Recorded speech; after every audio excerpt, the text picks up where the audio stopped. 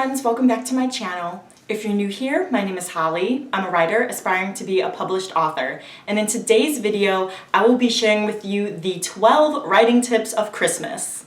So this is an AuthorTube collab and also a giveaway. It's a huge Christmas giveaway. I'm so excited to be filming this video for you guys because there are 8 other AuthorTubers participating in this collab. All the other AuthorTubers and I will answer 12 questions and give our writing tips for you guys, and they're all Christmas themed, which is so much fun. So make sure you stay until the end to hear about the giveaway and all of the good prizes that you can win. So the first question is about Christmas sweets. Like you give Christmas sweets, what are the most helpful comments to give writers when you're beta reading for them?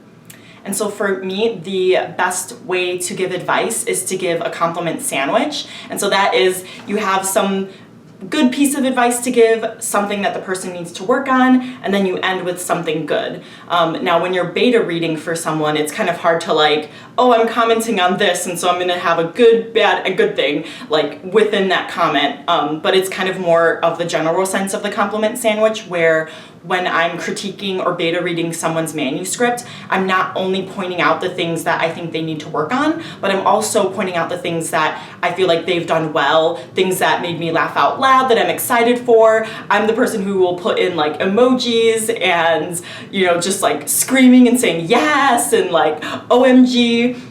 So I feel like those are what really help people to keep going, because it helps motivate them so that when they do come across those changes, it's easier for them to make because they know, well, I did this right, okay, but this one needs a little bit of work. Question number 2, Frosty the Snowman. Who's the most unique or interesting character you've ever created, and what trait does a character need to connect with a reader? So I have a lot of like animals and creatures that are in my stories, but the most oddball one of them all is definitely Abargo from my second manuscript, Abargo's Riddle, which I know I haven't talked about too much. I am hoping to come back to that and revise it in 2020 and hopefully query that eventually. But Abargo he's a creature and he's very quirky. He's like the quirkiest character I've ever written, and the interesting thing is that he actually has a flat arc, and he's the only character I've ever written who has a flat arc.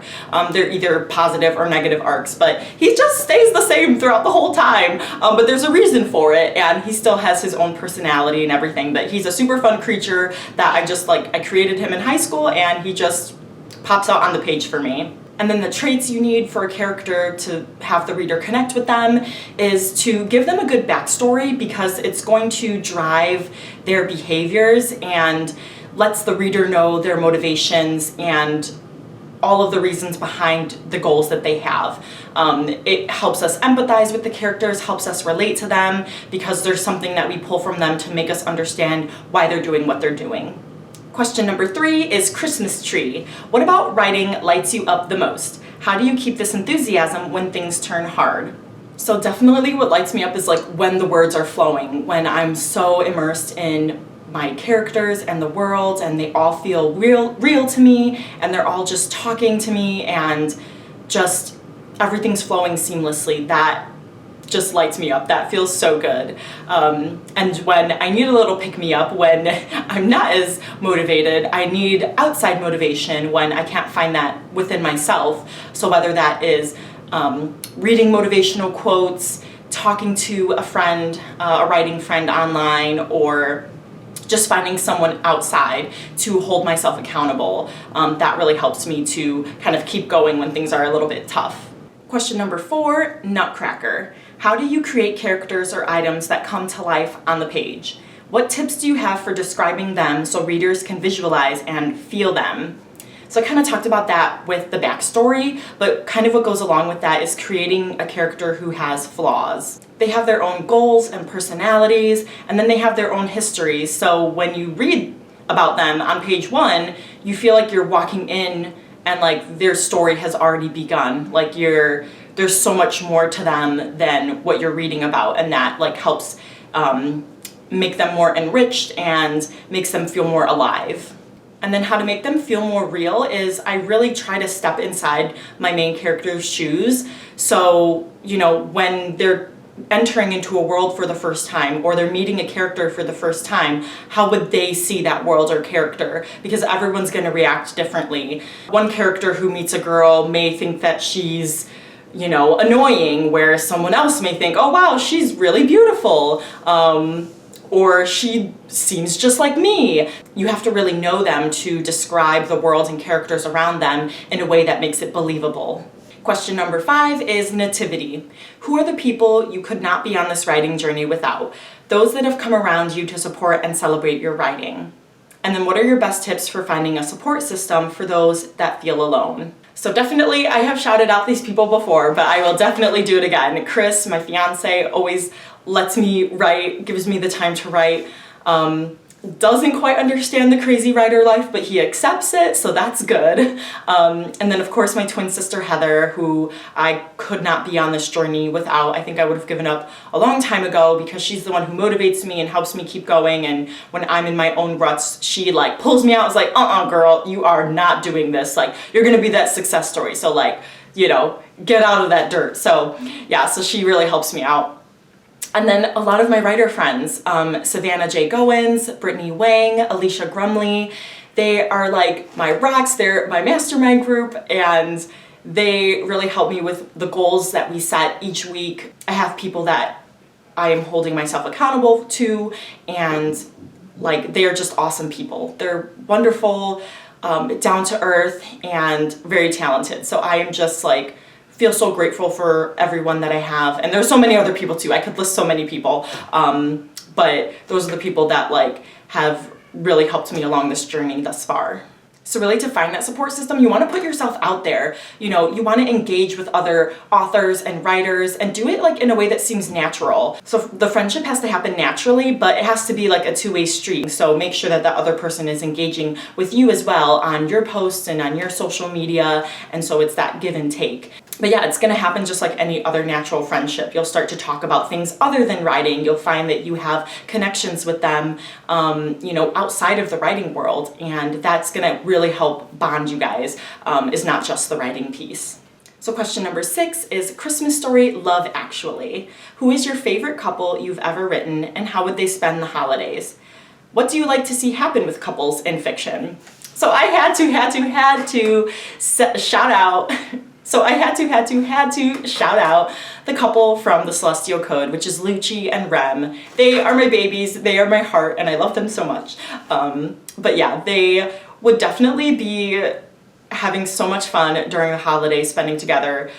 They would go ice skating and just have fun. You know, they like to be outdoors, but then also they would go inside and snuggle, and drink hot cocoa, and yeah, probably watch like a cheesy Christmas movie, Hallmark. They're really big into Disney, so they'd probably watch something Disney too. And then what I like to see in couples is that ebb and flow, the ups and downs of like every relationship, because that shows that it's normal. There's not a relationship that is all good, there's not a relationship that's all bad, and so I like a little bit of that like tension in the relationship, but I like to see them be able to pull through and get out of it. And of course, your girl needs a happy ending. Question number 7 is Christmas food. What's your favorite Christmas snack to help fuel your writing? So lately I've been eating like Chex Mix and chips, just something salty that is just, yeah, real tasty and good and quick to eat. You know, I can just take a handful and then keep writing. So that's been my favorite little snack lately. Question number 8 is Christmas gifts. What gift of advice has helped or inspired you during your writing journey? Oh my goodness, definitely to never give up. Savannah, my friend Savannah, calls it stick-to-itiveness, which I love that. You know, this writer life is really hard. It's not what I expected when I decided that I wanted to become published. So it's definitely been lots of learning curves. It's been lots of ups and downs, just like those romantic relationships. But I think it's realizing that like, I will never reach my goals and get to where I want to be if I don't stick to it, if I don't keep trying. And yes, it's going to be hard, but that's going to separate me from the people that make it and the people that don't. So yeah, even though it sucks sometimes, I have to keep going. Question number 9 is the 3 wise men. What started your journey to writing? Did it turn out the way you expected? And what advice would you give your past self about your journey? So the earliest story I remember writing was when I was 6 years old. So I was always writing stories and having ideas in my head with characters and worlds and everything. But in high school, I wrote fanfics, and then I realized, hey, I wanted to write stories of my own characters and my own worlds. So I, started that in high school through college, but then it wasn't until 2015 when I found NaNoWriMo that I finished my first manuscript, ran a Corey realm, and really decided that, like, oh my gosh, this is what I want to do, because it rekindled my passion for writing. And I realized, like, all throughout when I was growing up and reading books and writing my own books, I never thought that it was something that I could do. It's so weird. I never thought that, like, hey, this is a job and a career that, like, people do. So I just never thought about that. Like, it was always fun for me, so I always saw it as that. So it wasn't until, like, I was so much older in my 20s that I was like, oh my gosh, I could do this, like, for a job. This is awesome. I can have fun and make money off of it, like, hopefully. But yeah, so it definitely didn't turn out the way I expected, because I am now working so hard to become published, to try to make a career out of this. And yeah, but it's definitely been learning so much about the querying process and everything, all those things that I did not even know before, and just coming to the point that I'm at now. And advice to my past self would be, like, definitely don't push yourself too hard. I know that there were times where I was in go mode for way too long because I was so passionate about this goal, but it took me realizing that it's gonna take a while and I need to slow down and I need to find balance. That's a hint for a little bit later, but I needed to find balance and be happy and be a happy writer. So that's it, just like, don't push yourself too hard, take breaks and balance it out with, healthy eating, working out, extracurricular activities, just finding other things that will still fuel your passion for writing. Question number 10 is Santa's bag. If Santa could help you meet your author of choice, who would it be and what would you like them to do? So I just finished Supernova by Marissa Meyer, and I loved that story. I loved that trilogy, and I love the Lunar Chronicles. I am so obsessed with her novels, so I would definitely want to meet her. She also has twin girls, so that would be kind of fun. Since I'm a twin, I can, like, pick her brain about, how it is raising twins. So I actually just listened to a podcast on 88 Cups of Tea with Marissa Meyer, so that was awesome because it kind of delved into how she got started into writing and a little bit more of her, like, revision process. But that's what I really wanted to know, like, how does she outline? How much does she outline? And, like, how does her drafting and revision process really work? How many rounds does she go through? How many beta readers and critique partners does she have? I mean, I know that everyone's different, but because, like, I, like, look up to her so much, I really want to know her process. And yeah, so that would be the person I would want to meet and just pick her brain about everything. Question number 11 is Santa's Little Helpers. What writing resource has been the most helpful to you? And that is, oh, I didn't even realize that I have it here. I didn't mean to have it here, but it's just such a great resource, is the Emotion Thesaurus. This has been invaluable to me. I know there are so many other books, but this was the first writing craft book I read that I was like, wow, this is a game changer, because it really helped me show and not tell. And how to do that, all the different emotions, the internal and external sensations and actions that can occur with those emotions. And that was really, really just the biggest thing for me, was learning just how to write emotions. And from here, there's all these other thesauruses too that really helped me kind of grow and develop my characters. So these are the best. And lastly, question number 12, Christmas schedule. How do you juggle writing with the busy holiday season? So what I would do is, like, note the days where I'm probably not going to be able to write. So Christmas Eve, New Year's. Well, I usually don't do anything on New Year's Eve, so maybe I'll do something this year. But, around the Christmas time, like, you're going to be spending time with family. But it's something that, like, and then kind of planning out all your days around it.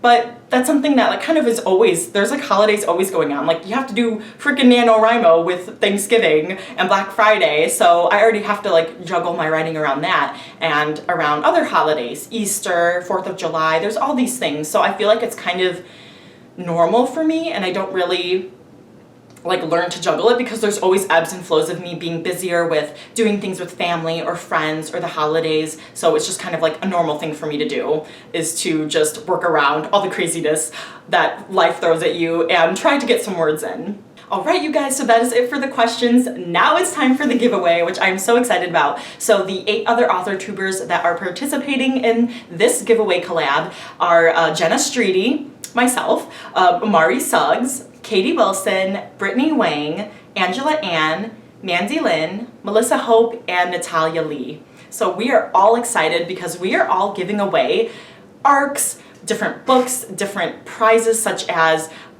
boot camp services, just so many awesome things. So I will share with you now what my giveaway prize is, and that is, which if you didn't if you didn't get it from my hints, is the Happy Balanced Writer Workbook. So this was something I came out with in May of this year, and it is the complete guide to work-life balance. So there are chapters for you know, dealing with self-sabotage, how to not procrastinate, how to find that work-life balance, so many exercises that you can do to find a schedule that works for you and to balance your priorities. So you guys are gonna win an ebook of this. It's a PDF form, but you can print it out and then you'll have it to write in. And so I am so excited to share this with you guys. If you have not picked up your copy and don't win the giveaway, it is still available on my website, so go ahead and check that out. But okay, so you're probably wondering, well, how do I win all of these awesome prizes? So what you need to do is head on over to every author tuber who is participating in this, every author tuber's 12 writing tips of Christmas video, and you're gonna comment your favorite Christmas movie or book that has like a snowy climate or like winter setting. So make sure you do that on every author tuber's channel, and then you also need to subscribe to every author tuber.